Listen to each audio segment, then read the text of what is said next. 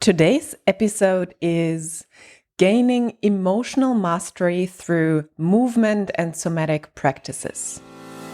Hello and welcome to the Successful, Sensitive and Intuitive Entrepreneur podcast. My name is Lydia Sophia Wilmsen and I am an intuitive success mentor for sensitive entrepreneurs. In this podcast, I speak about the challenges sensitive and intuitive entrepreneurs face. I offer you new perspectives and solutions, as well as experiences of other entrepreneurs. Plus, I speak about my personal experience of being a highly sensitive person who has successfully built and scaled 2 businesses.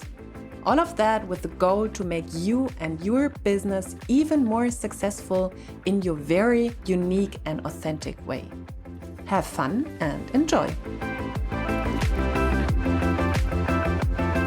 This is actually a rather broad topic, so I'm not going into specifics here. Today, I just want to increase awareness in you when you're on the process of dealing with mental and emotional trauma, with having gone through stuff and going to the next level in business and figuring out, oops, there are like many limiting beliefs there.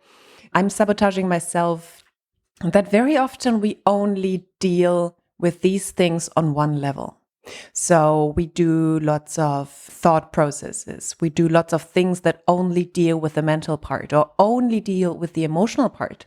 And today I just want to invite you to take a more holistic view on that, or more holistic perspective on that, and especially invite in the physical part, the physical level.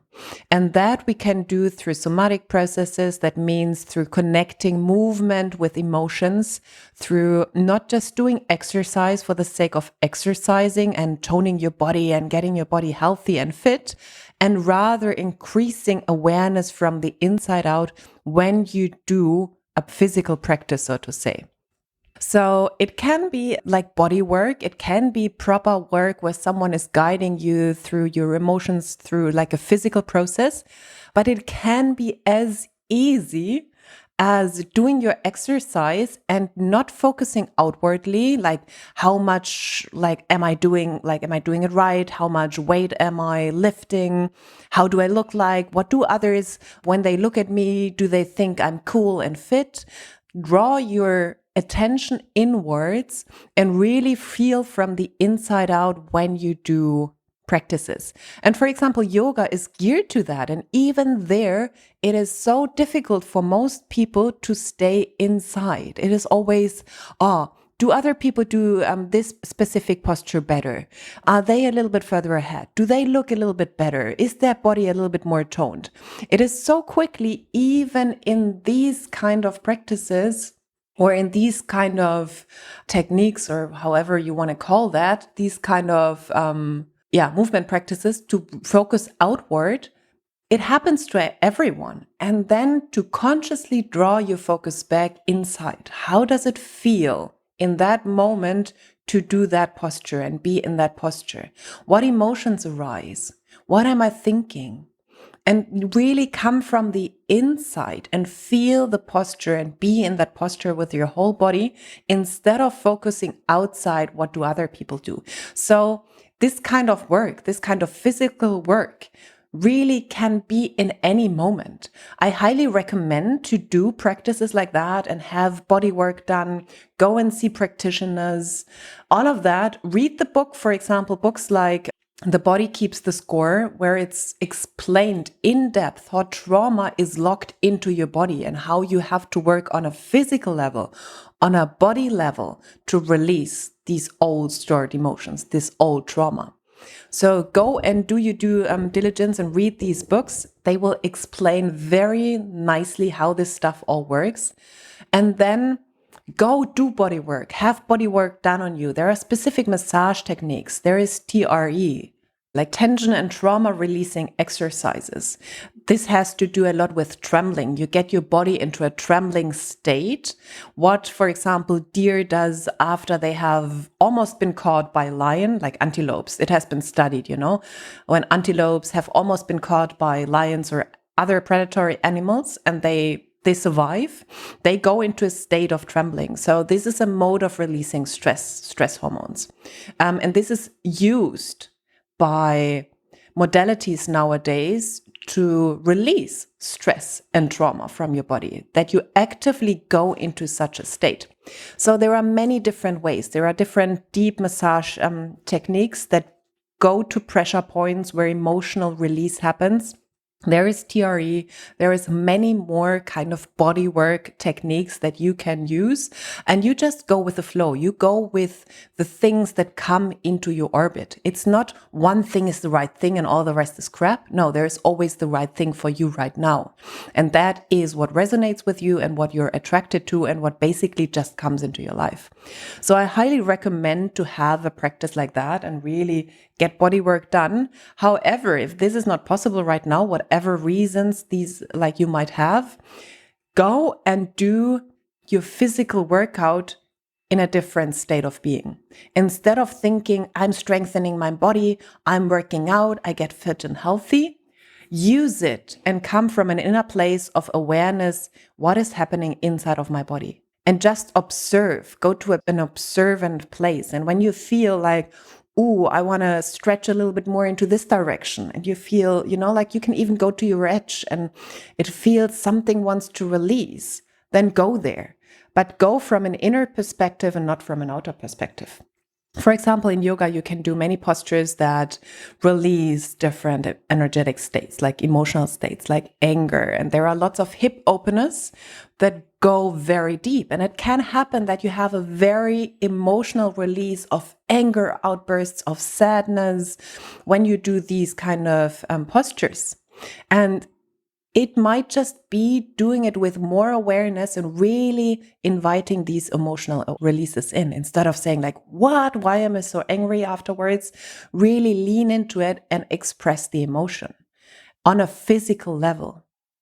Yeah, and why is that so important? As I said, read the book, The Body Keeps the Score, because it will explain in depth what's happening. And really, if you're a person who always, and I have been, and I love my mind, so my mind is powerful, but especially for people like me, very mental people, it is really good to do physical exercise and get body work done, not just from an exercise point of view, but really through connecting those different planes of like emotions, the mental plane or the mental level and the physical level.